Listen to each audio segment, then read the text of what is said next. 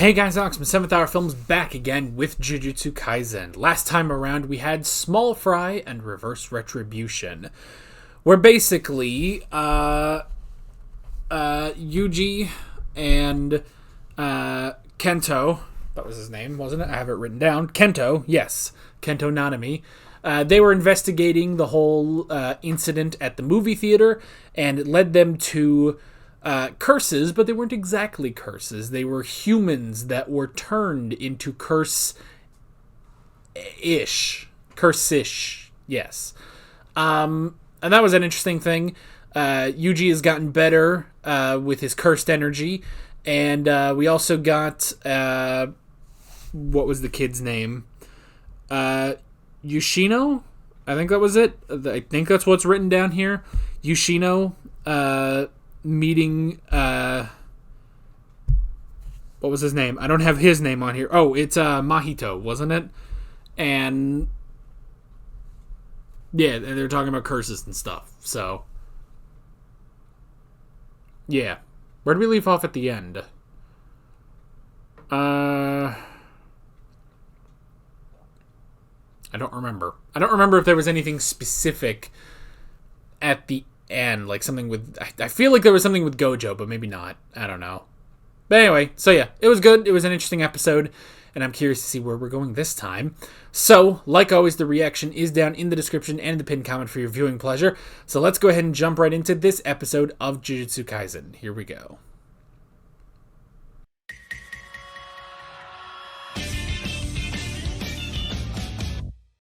You know, it's... Oh, God, it's so weird. It feels like... I mean, this feels like The Dark Knight, where it's like, alright, we gotta talk for a long time about what all of this really means and stuff.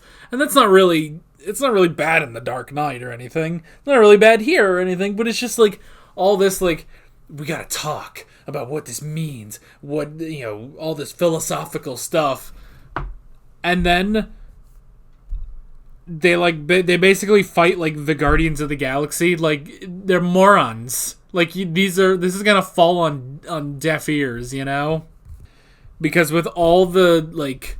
Because I guess it's kind of weird to say Mahito is serious, but I mean... But just all the philosophical, you know, what is a soul and stuff, which I guess in his case is not even philosophical. It's, you know, it's literal for him, but...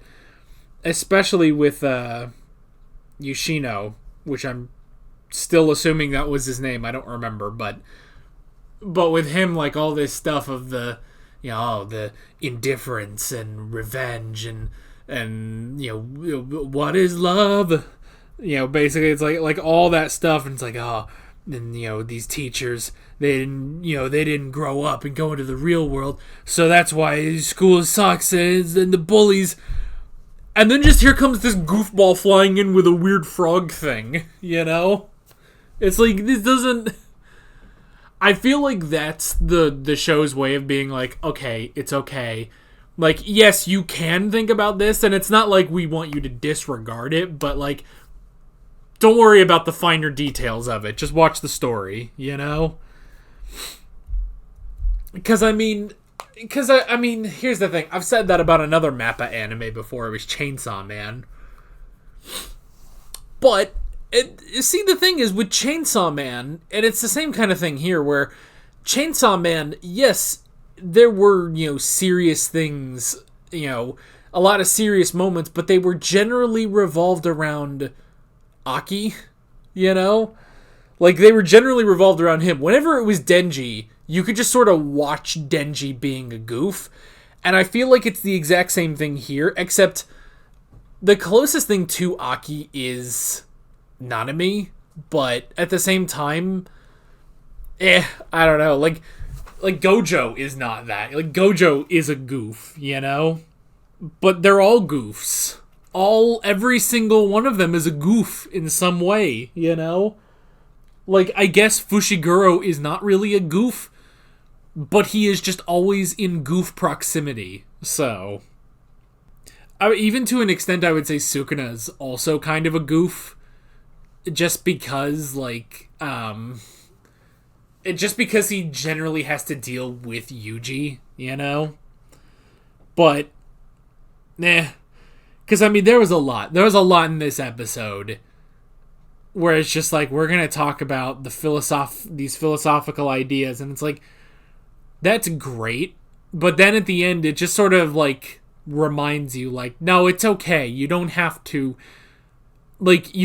fret the details, basically, Because at the end, here's just, Yuji pulling some dude's pants down and stealing it, and then, everyone took Kugisaki's uniform. So, Panda took the jacket, Gojo took her skirt, and I don't remember his name. And the other guy stole Maki's skirt. So it's just goofy. It's just super goofy. And so, I mean, it's also the thing of, like, it's like, yeah, Mahito can have these sort of quick philosophical debates with Nanami because he's so serious. But, like, yeah, if it was Gojo, this wouldn't be happening. I also love, because you do immediately realize it's not just that, oh, if Gojo was here, Mahito would be screwed because he's so powerful. No, it's specifically because of his power, Because his curse technique of expanding space, Mahito would never be able to touch Gojo's soul, So I like that. But yeah, it was an interesting... It was still interesting, the debates. I want... Here's the thing, man. I am not the most invested in Yoshino. Like, I'm just kind of not. Mainly because, again, like, that's not what I came to this show for, I don't know, like, he's fine, but at the same time, it's like, look, I empathize. I totally understand, It's like, oh, he sees the harsh realities. He sees the world. And it's like, yeah, but you're also gonna be, you're also the kid who's listening to Linkin Park all the time. And that's fine if you like Linkin Park, but that's not the most interesting character, And especially when I come to this show, especially 10 episodes in, I come to this show for the goofballs, So, I don't know. Like, all this stuff, it's like, it's fine.